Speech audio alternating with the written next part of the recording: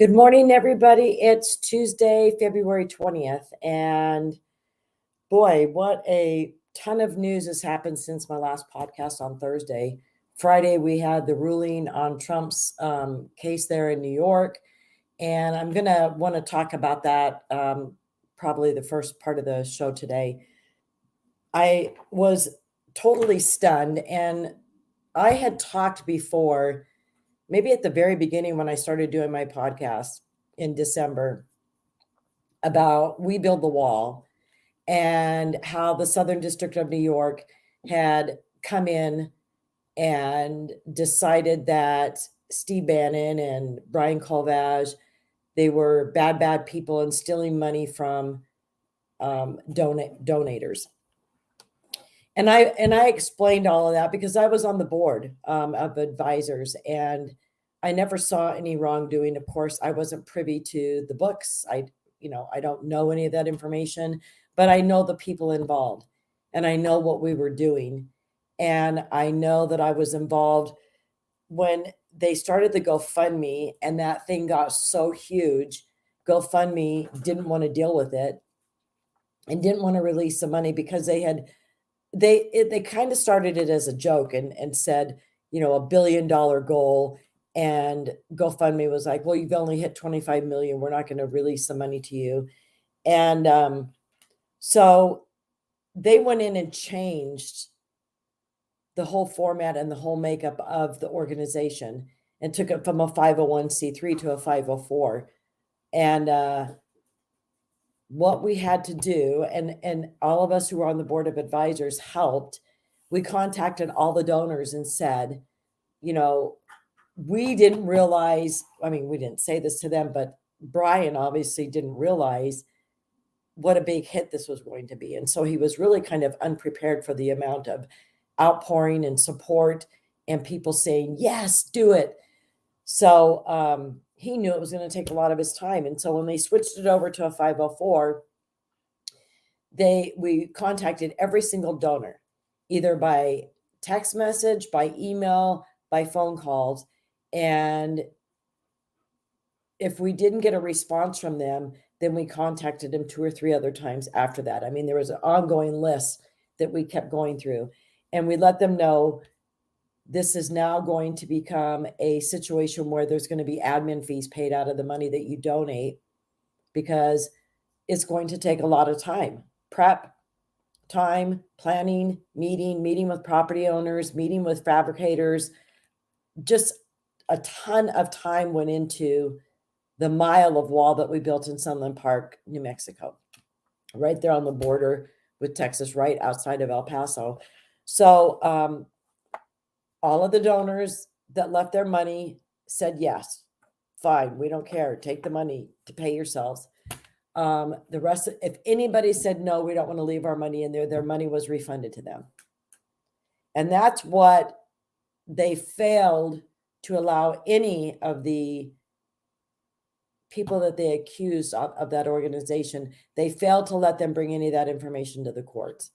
So there wasn't anybody harmed in that whole situation. And Southern District of New York has confiscated all that money. We probably had, I think it was between $15 and $20 million left after doing 2 walls. There was a mile there in Sunland Park. There was some down along the Rio Grande. And then there was 3 other projects that were under contract. I think 2 of them in Arizona and 1 of them in Texas. So that makes me wonder, where did all of this money go? Southern District of New York itself is pretty much not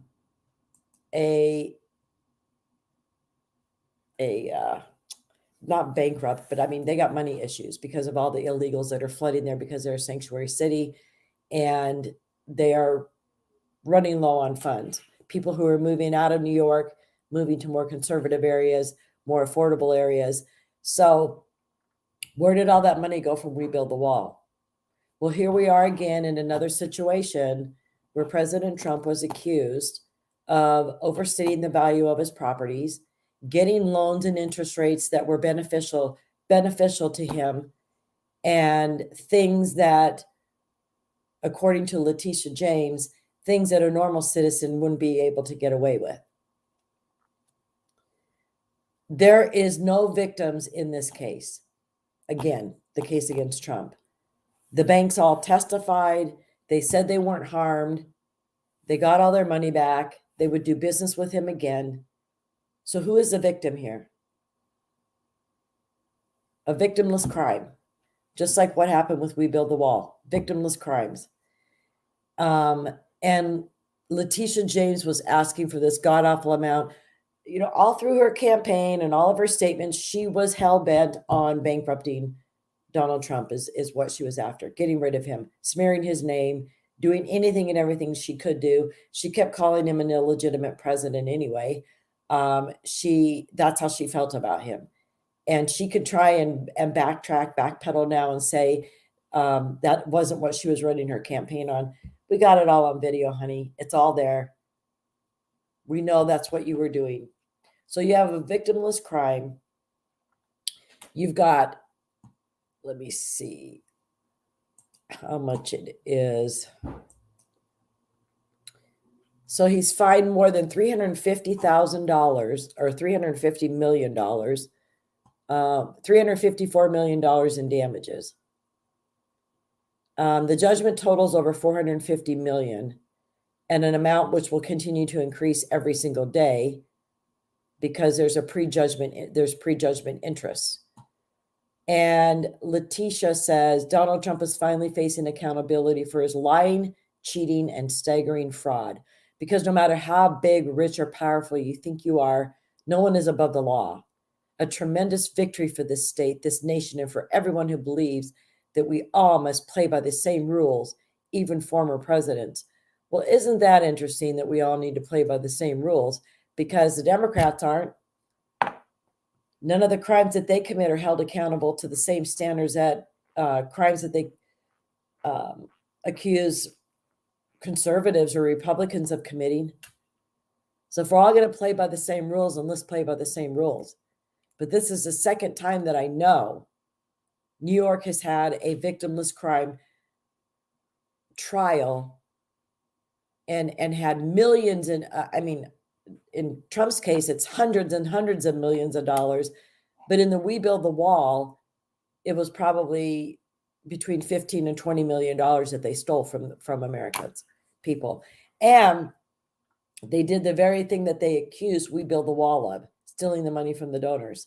I don't think any of the donors who, had donated to that fund, I don't think any of them got a call from the Southern District of New York saying, hey, by the way, we're taking this money unless you want it back. Guaranteed not one of those people got a phone call saying that or asking that. So victimless crimes, this is what the new norm is in this country. And don't just think that, oh, this is just something that's happening to Trump. This precedent that was set by this case, and if it doesn't work in the appeals court, you've got to keep a close eye on this, because this may be the case law that they go back on with many, many lawsuits that they're going to be bringing against conservative business owners. If they're allowed to get away with victimless crimes, then what is this country going to become? And especially when you've got the actual banks that they're saying Trump defrauded. You've got those actual banks coming and testifying and saying we weren't defrauded. Look, I've been in real estate. I underwrote loans for many, many years. And when you apply for a loan, you fill out a financial statement, you fill out an application. You put down what you think your home is worth. You put down what money you have in the bank. You put down what you make at your job. All of that stuff is going to be scrutinized by the underwriters. I was an underwriter. I know how this goes, folks. These big banks aren't going to be lending hundreds of millions of dollars to somebody and not do their own homework. They're not just going to take the word of the borrower. My house is worth $1 million. when in reality it's worth $400,000. They're not just going to lend somebody money because they say their house is worth $1 million and lend them $800,000. These banks did independent appraisals. They knew who they were dealing with. They looked at all of his other assets. How was, what other assets were put up? If he overestimated the value of these properties, did the courts look into, well, were other properties used as collateral on these loans? There's a lot of questions that are unanswered, but my point being, the precedent set by this should be a very, very scary thing to Americans and business owners, especially in New York. But I have a feeling that if this stays in place and the appeals courts doesn't appeal it, I mean, I know Trump's going to take it all the way up the ladder, but keep an eye on it, because this could start spreading across the country. I mean, they could start doing this in Chicago, San Francisco, Los Angeles, Miami. They could go anywhere and do this sort of thing because they've got case law now. A case to go back on and say it happened in New York. Why shouldn't it happen here? Victimless crimes. So very, very scary thought. And I cannot believe the amount of money that he was ordered to pay. It's absolutely ridiculous. So Trump and his various businesses will have to pay $355 million plus prejudgment interest of 9% going back as far as 2019. Prejudgment interest. That's ridiculous. Eric and Don Jr. will each have to pay $4 million with prejudgment interest from May of 2022, and Alan Weisselberg, Trump's longtime CFO, will have to kick up $1 million with interest accruing from January of 2023.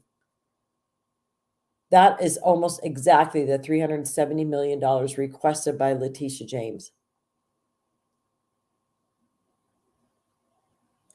So, but wait, there's more. This is an article I'm reading. Contestants on FAFO will leave with several parting gifts, such as independent monitor Barbara Jones sticking around to keep them on the straight and narrow for another 3 years. A new director of compliance paid for by the Trump organization to make sure it quits doing so damn much fraud. A ban on Trump, his boys, Weisselberg, or Jeff McConney, the former Trump org controller, serving as an officer or director of any New York corporation or any legal entity in New York for at least a couple of years. A 3-year ban on applying for loans from any financial institution chartered by or registered with the New York Department of Financial Services for a period of 3 years.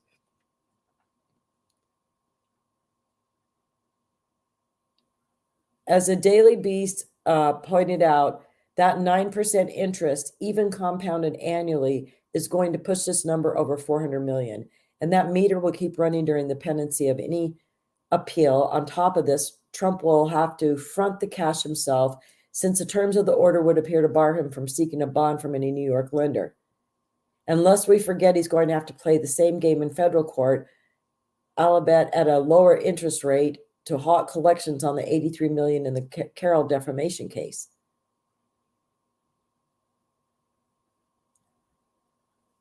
It's absolutely ridiculous.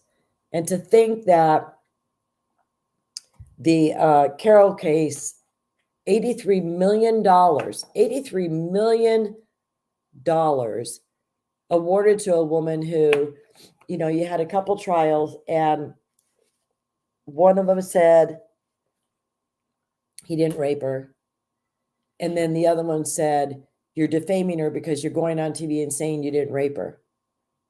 Here's $83 million. I mean, how ridiculous is this? It's so in our face, it's not even funny. And anybody who believes this is anything other than an attempt to just bankrupt this guy and bring him to his knees and stop him from running for president, you're fooling yourself, because that's exactly what's going on.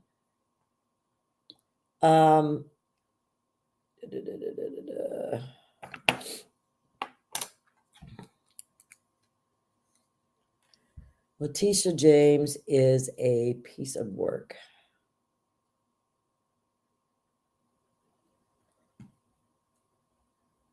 So Trump is appealing.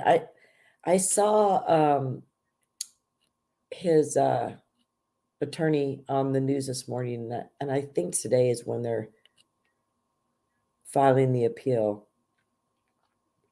But he and his co-defendants will likely need to come up with the full judgment of $355 million, with potentially more in interest to move forward with an appeal. The trial in this case has served as a precursor to the 4 criminal trials Trump is expecting to face this year as he campaigns to regain the presidency. And on that news show, it was saying that it's probably going to be Trump Tower and one of his golf courses that may have to be sold off in order to pull this all off. So isn't this a sad state of affairs that they're forcing this man, after everything he's already been through, that he's got to, start selling off his legacy to appease a vindictive attorney general, district attorney, whatever she is, Letitia James. It's just absolutely sickening. And, I was really stunned to watch that Carol woman go on to The View a few days after she got awarded her $83 million, and to see her sitting at that table with all of those witches on The View and saying, yeah, if you want a condo, I'll buy you a condo. If you want this, I'll buy you this. Come over and let's party. Acting like this was just one big joke. When what she has done to Trump is disgusting. And when you look into that woman's past and all of the things that she posted and things that she would say on interviews. She was with Anderson on Cooper on CNN, and she was saying something about rape is sexy. I mean, these are just sick individuals who are trying to bring this man down, and it makes me sick. But the other thing that they were talking about was that this historic civil fraud trial could spur a New York business exodus. Now, you had the governor of New York coming out in a statement saying, hey, New York business owners, settle down, don't worry, this isn't going to happen to you. And then under her breath, this was only intended to happen to Trump. But of course, that's the silent stuff that they don't say out loud that we all know. But they're watching what's happening to Donald Trump with Letitia James and the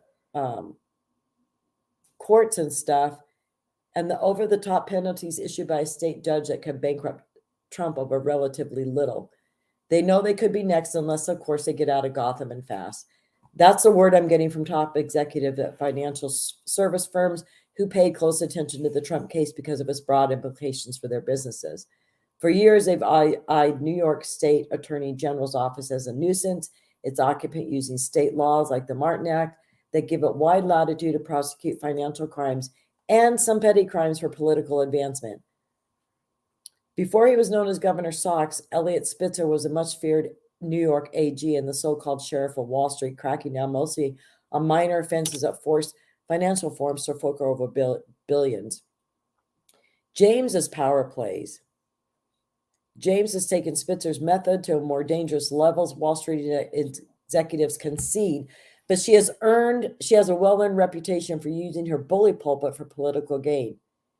See the report on her rival, former Governor Andrew Cuomo, over sex abuse allegations that never materialized into prosecution, but did force him to leave from office.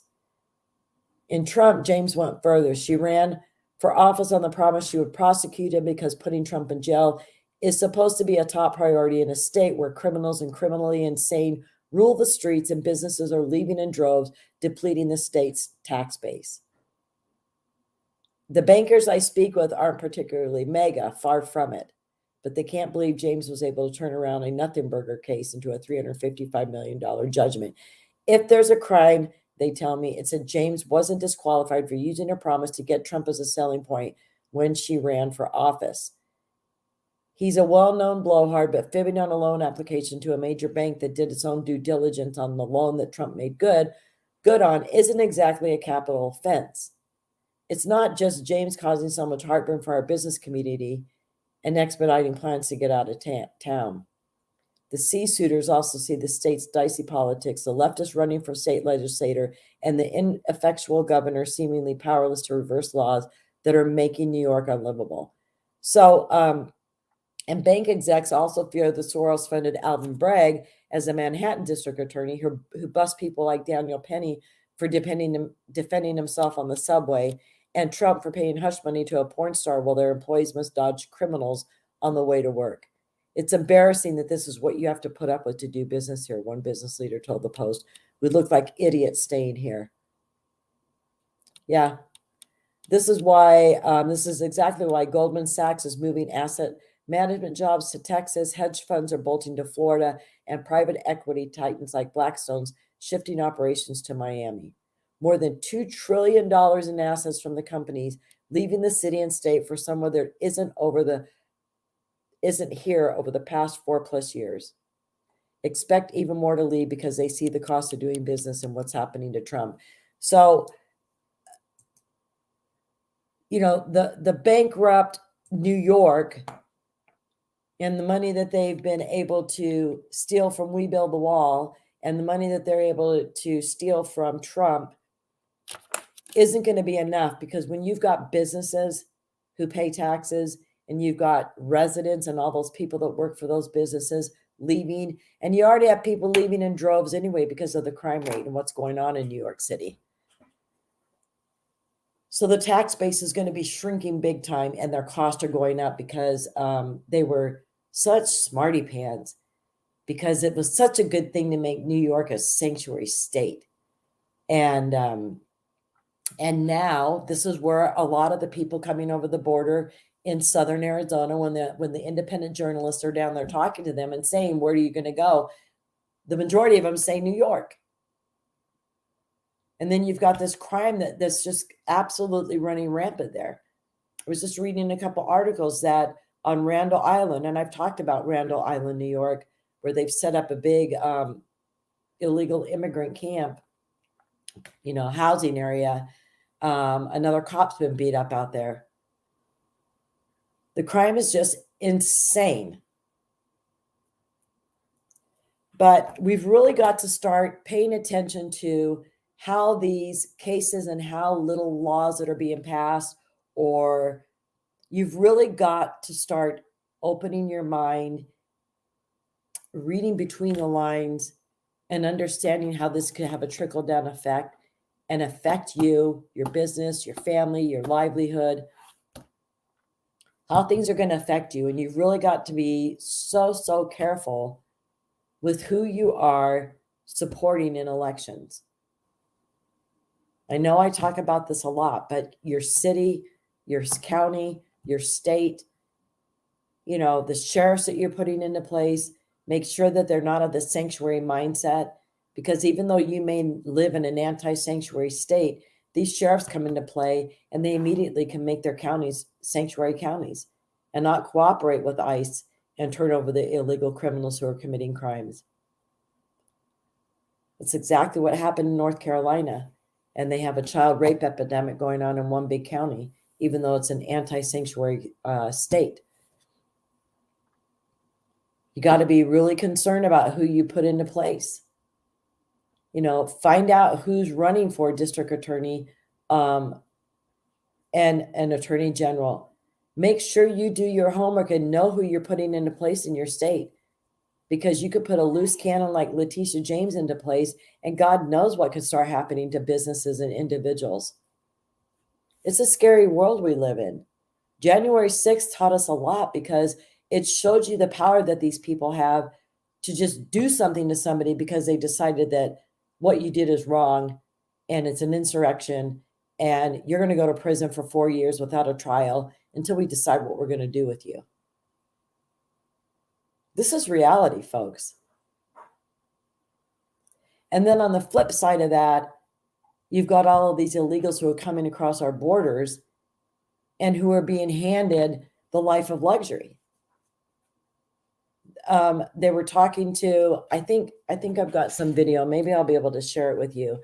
They were talking to Let's see. Oh, no.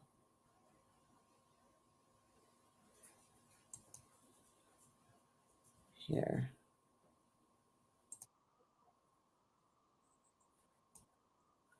I'm going to share this with you, and this video, so you can see it. This is absolute insanity. So these people are receiving 7 months free rent, free meals, free healthcare. Just listen to this. Han estado quedándose aquí en Oro You Hotel. can Yo read llegué julio, ¿Cuántos meses es eso? como 7 meses. ¿Y han tenido que pagar alojamiento? No, nada, no he pagado nada. Es 100% gratis. Sí, sí. ¿Y le dan almuerzo, desayuno? Sí, sí le dan como diapers, whatever the baby needs, Y ahí en el hotel hacen limpieza de las cuartos. Sí, así. housekeeping every day. Cambian las sábanas, hacen aseo. Todos los días hacen eso. Sí, todos los días. Clean ¿Han sheets podido every poder day. conseguir trabajo ustedes? No. No jobs. Si ustedes tuvieran un problema de medicina, ¿cómo podrían recibir ayuda con eso? Bueno, con una tarjeta, la del seguro de Medicare. Y la MetroPlus. Nosotros tenemos la MetroPlus y eso nos abarca el seguro que nosotros necesitamos para los niños y también nosotros nos beneficiamos de eso. ¿Se sintieron apoyados gracias a nuestro presidente Joe Biden? Bueno, sí, porque si no estamos trabajando ni nada, él es el que nos está ayudando prácticamente. Entonces, ¿quién está apoyándoles en todo eso? ¿Sería el gobierno? Bueno, el gobierno. La verdad, el gobierno, pero no sé, en realidad no sé. Y ustedes saben que los ciudadanos de Nueva York que están pagando por todo eso, ¿cierto? Es su dinero, de los impuestos. No sé. ¿Supieron eso? They don't know and they don't care. They could care less. So, as an American citizen, you would never be afforded the luxury of not having a job, not caring if you had a job, living in a hotel for rent-free, getting your bed sheets changed every day, having free housekeeping, and just strolling the streets with your baby in a stroller in New York, enjoying your life and having meals provided for you.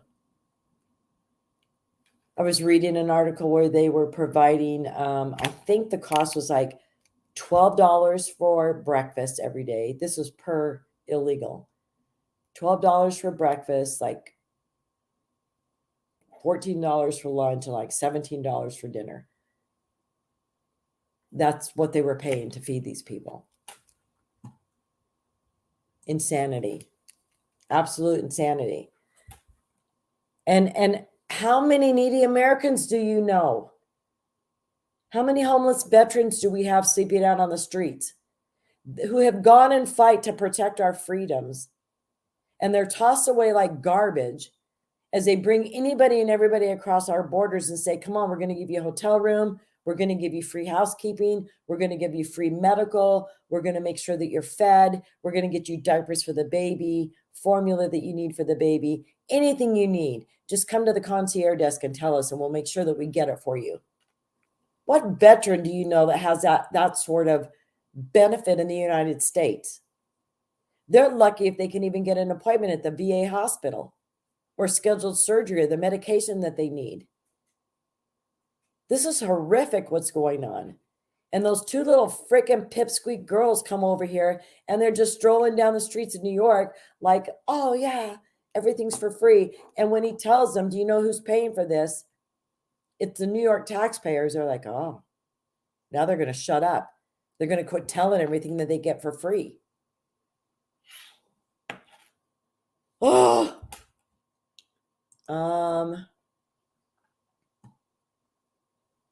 there is no real screening system in place for migrants from countries designated state sponsors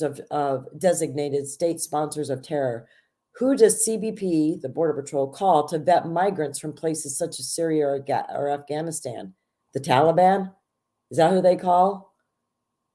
That was on Twitter. That was pretty funny, I thought. But this is a interesting article too. And I know I share articles, but I read all of this stuff. I can't retain everything. And I just want to make sure that you're aware of these things. I'm going to have a few interesting guests this week, so don't lose faith in me. I do have some guests coming up in the next few days. Another day, another crime involving a migrant whose illegal entry and re-entry into the country has been actively encouraged by political ideologues whose frenetic ambition to power supersedes a massive and irreparable damage their taxes wreak upon society. Irreparable, that's both the operative word and the stated intent. Obama's dream of fundamentally transforming America as we know it plows full steam ahead.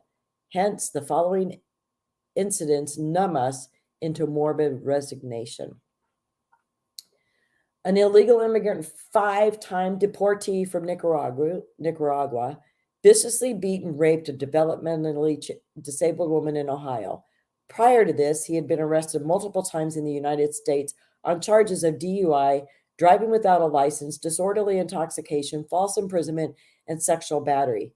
His cumulative punishment from the totality of these prior arrests was, ready for this, a single day in prison and a $10 fine.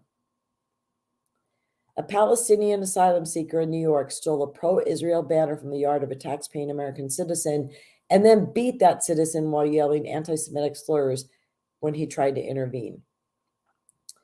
An illegal immigrant from Haiti raped a developmentally disabled person in Massachusetts months before he'd been arrested for an earlier sexual assault. ICE had a retainer on him, which the judge ignored and promptly released him back into society.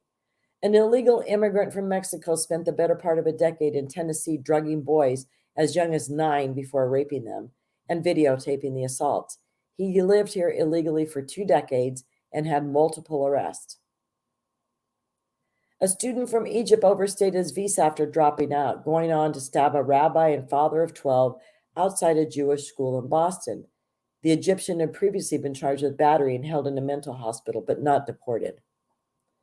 An illegal immigrant from Mexico in Louisiana was caught with multiple videos on his phone showing himself sexually assaulting an underage girl while the child slept. An illegal immigrant from Bosnia ambushed the police by stabbing a New York police officer in the neck, stealing his gun, and using it to shoot other officers as they arrived to help.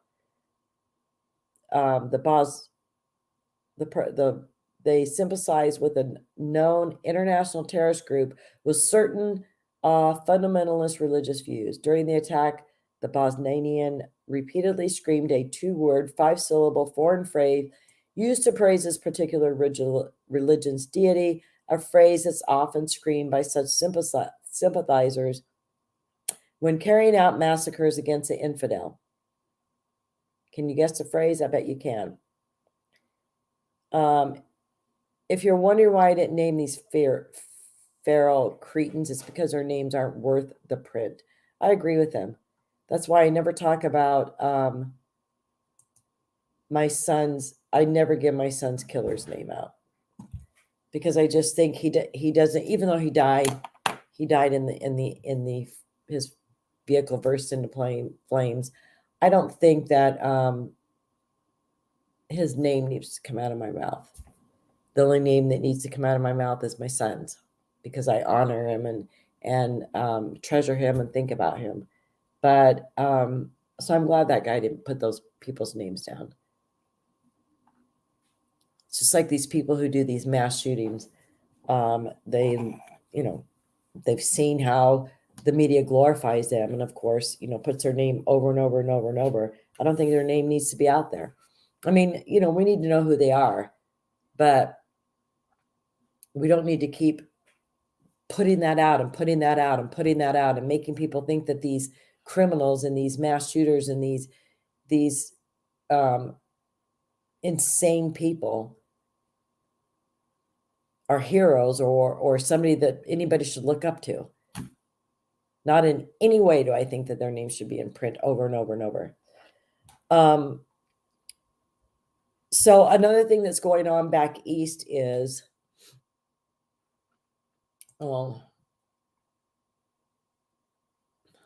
this is interesting because I didn't know that this had happened, and I didn't even know this was going on.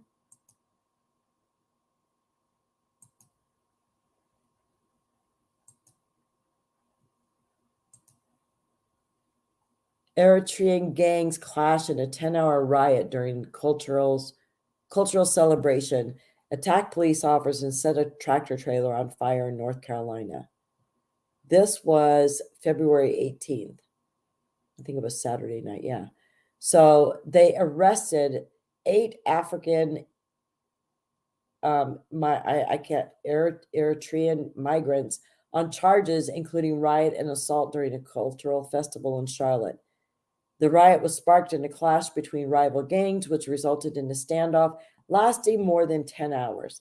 Rioters allegedly assaulted police officers with sticks, rocks, and other projectiles, and also set fire to a tractor. The Charlotte-Mecklenburg Police Department responded to the scene.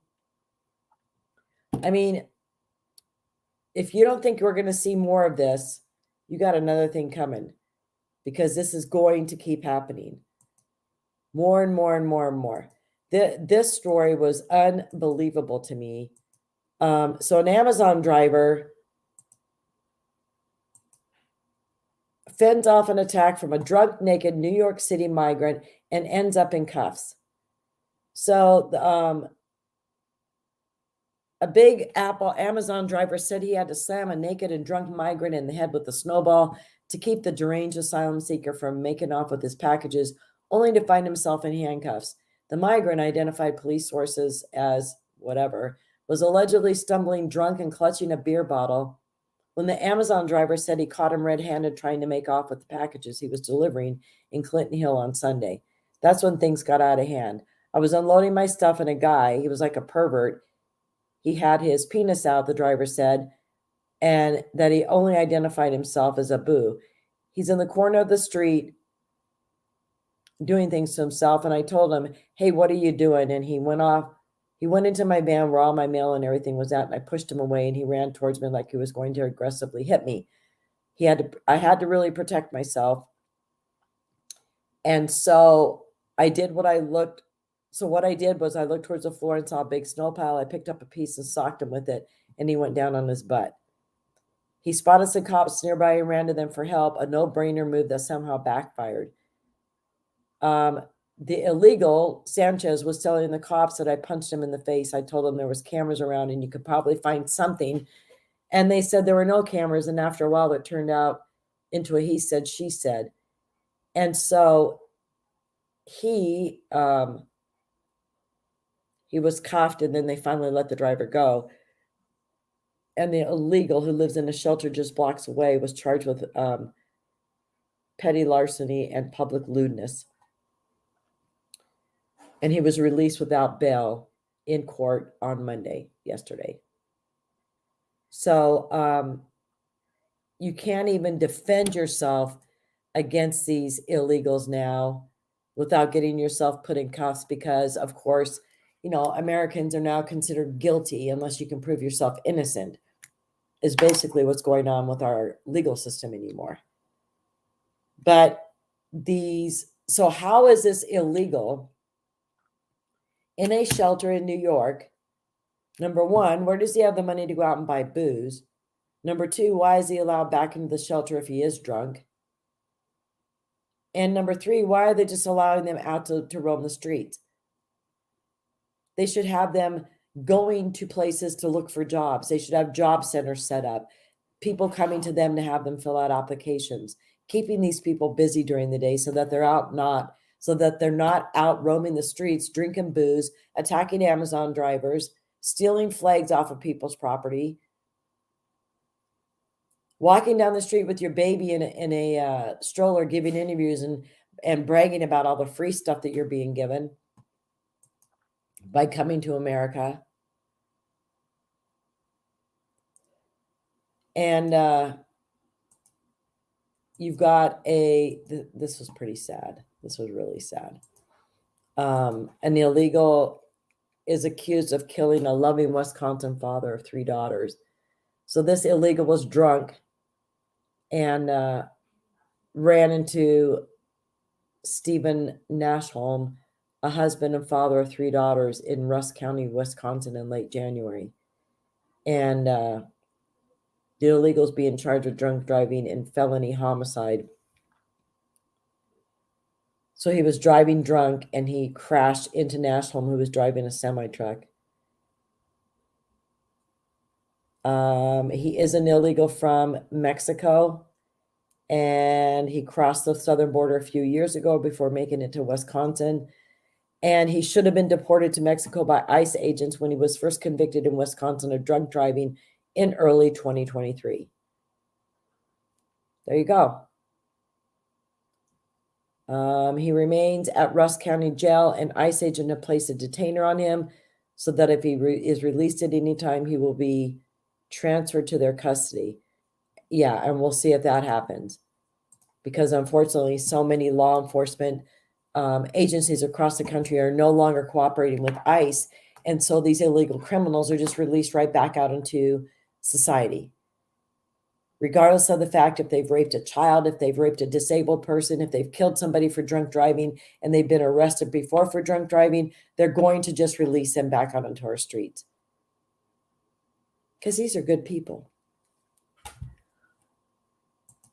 And then you've got, all of these facilities that are being taken away from our citizens and our communities and turned into migrant centers. So Boston families furious as city kicks Black children out of a community center to house Biden's migrants. Local families in the predominantly Black Roxbury neighborhood of Boston are furious after the city shut down the local community center to instead use it to house more of President Joe Biden's illegal border crossers. So it was a recreational community center, which was once a meeting place for Little League ball players, volleyball games, and other sports and community events, and has now been dedicated to rows of cots for illegal border crossers. They interviewed a preteen who showed up at the community center on February 17th under the mistaken impression that his community baseball team was using the facility for batting practice. He was devastated to find out his community center was now closed to him. What are these children going to be doing with their time now? Because they have no place to go and be involved in the things that they're interested in, to be involved in the sports and be a part of something that makes them feel good.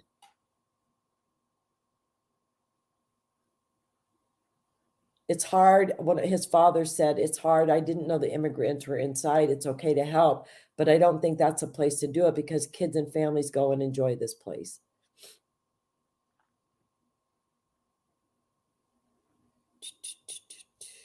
Yeah, it's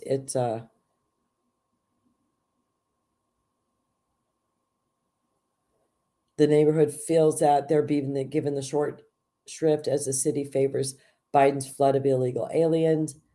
Yeah. How can you tell people that was down at Mass Cast for over 10 years that there was no money for them, and now you found money for all these cots and to house these people and give them food and everything? It's pretty hard for some of these communities to understand that when their community centers or their city council has been crying poor for years and years and years and not upgrading the community centers or providing the money that's needed for sports programs for these children in inner city.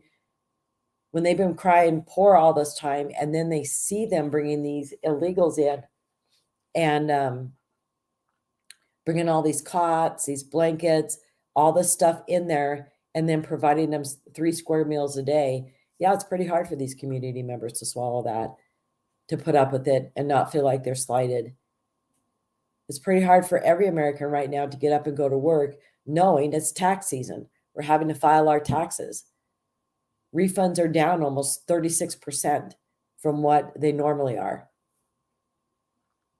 People are getting less money back. And I saw a meme the other day. It said, if your country has enough money to give money away to other countries, then you're paying too much taxes. Look at the billions of dollars that we're sending to Ukraine. Look at all of the money that we're sending to all of these countries.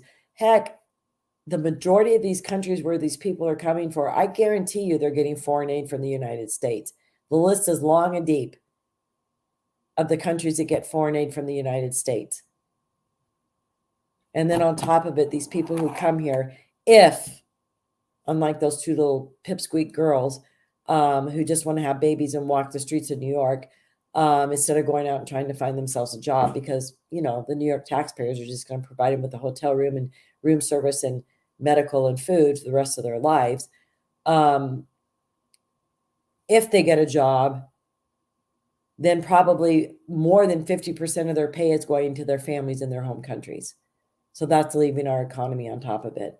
This is really a big financial issue in the United States. The flood of the illegals, the amount of money that's being spent to take care of them, the amount of money that they will take out of our economy and send home to their countries,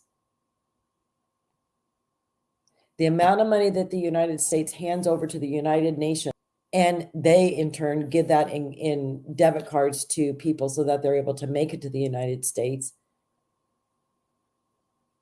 Because not only do we need to bring Donald Trump to his knees, we need to bring the United States to its knees.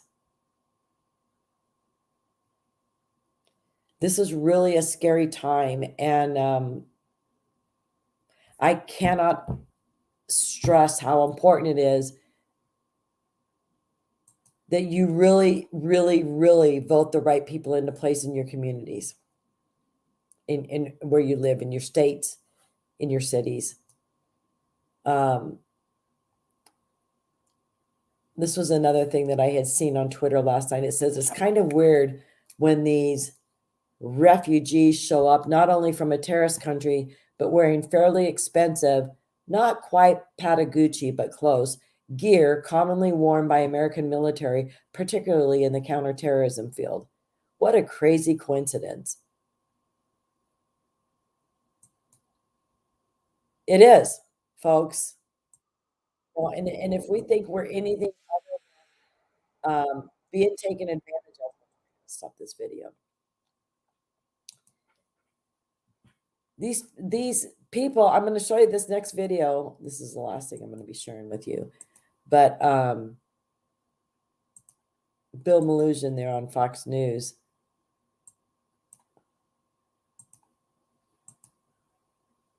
So there were 3 guys from Kazakhstan who initially came down this big steep mountain, and that's when we looked up higher and saw the rest. So these were all coming over here the 19th. So yesterday is when this was posted. There's a couple of them.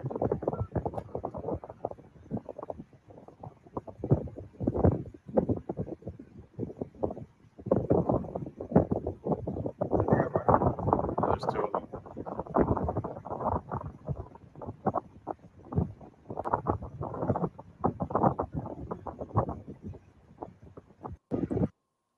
I'm going to go to his page because I want to show you. That was September. I don't know. His latest stuff isn't on here. This is all back from 22 and 23. Oh, well. Anyway, the countries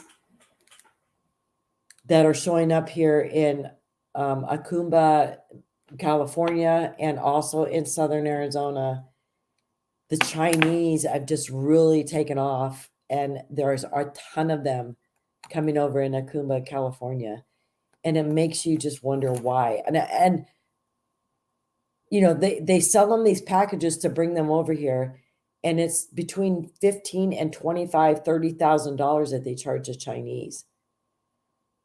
And how did they get out of China and get to Mexico in order to be able to come over? Or are these people who are working down in Mexico already, you know, in their fentanyl factories, because all the fentanyl supplies come over from China, and maybe these are people who have already been working down in Mexico, and now they've been given the chance to come up here to the United States. The cartels let them do this. I don't know, but whatever the reasons are, we've got a national security threat going on. And it's very, very true what we saw in that one tweet. How are you going to vet people from Afghanistan and Iraq and stuff? Unless, you know, who are you going to call the Taliban? Who are you going to call Ghostbusters? It's like,